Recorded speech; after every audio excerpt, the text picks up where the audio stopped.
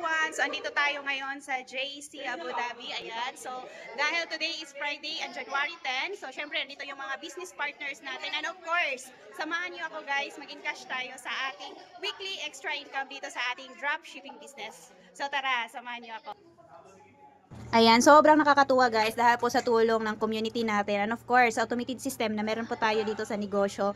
Meron naman tayong makukuha na 1,800 dirham sa loob lamang ito ng isang linggo. So super blessed talaga ako na kilala ko ang dropshipping business dahil sino ba naman ang nag-aakala isang OFW na nandito ngayon sa United Arab Emirates, full-time OFW and part-time po lang tong ginagawa tong negosyo. Kaya super proud talaga ako guys sa ginagawa ko. So kung ikaw ay isang OFW na naghanap ng pagkakitaan this year 2025, so this is the perfect time na magnegosyo ka at ako ang handang tumulong sa'yo.